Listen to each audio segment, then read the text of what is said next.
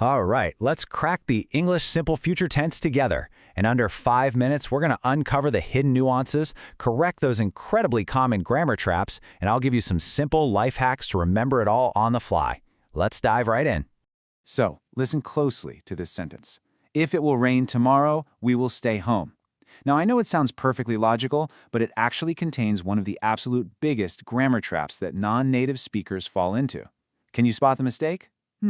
Well, keep it in the back of your mind because we're going to solve it together in just a minute. Section 1. The Future Toolkit. Before we solve that opening mistake, let's open up this toolkit and look at our two primary tools. Now, you might be wondering, are will and going to totally interchangeable? Nope, definitely not.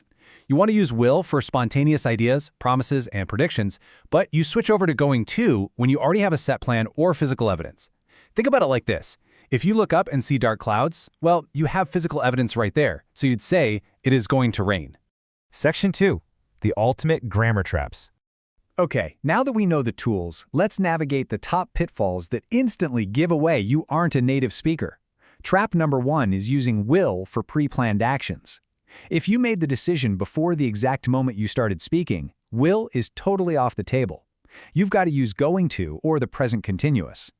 So the correct phrasing here is I am going to visit my friend tomorrow, simply because you already planned it out. Moving on, trap number 2 is messing with the verb itself.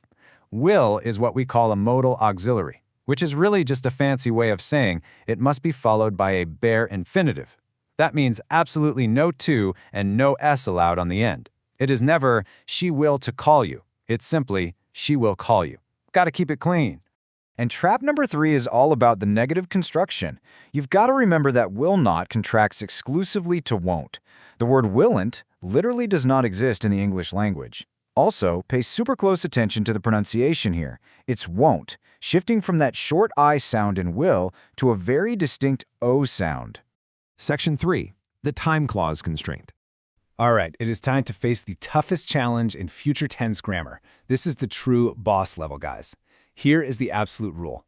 Even if an event is definitely happening in the future, if it is attached to a specific condition, the English language forces us to revert right back to the present tense. To handle this, treat conjunctions like if, when, as soon as, before, and until as literal warning alarms going off in your head. The exact moment we say one of these words, we are legally forbidden from using will right after it in that dependent clause. And you know what? That brings us right back to our opening question. Because of the warning word if, the first half of that sentence absolutely must be in the present simple. So the actual right way to say it is, if it rains tomorrow, we will stay home. We are saving will exclusively for the main clause. Makes sense, right? Section 4. Hacks to remember it all. Okay, I know that was a ton of grammar rules, so let's synthesize this whole shebang into a foolproof mental cheat sheet that you can use on the fly. Just memorize this simple 3-step decision tree. First, is it spontaneous? Use will. Second, is it a prior plan or do you see physical evidence? Use going to. And third, is it an official schedule like a train departure? Use the present simple. Boom. That right there is the ultimate cheat code. So we've got the toolkit and we know exactly how to avoid the traps. But honestly, it kind of makes you wonder, will the English language ever actually simplify its future tense, or is it going to stay this wonderfully complex forever? Think about that for a second. Test out your new skills by dropping a future tense sentence in the comments below, making sure to use will or going to correctly, of course. Catch you in the next explainer.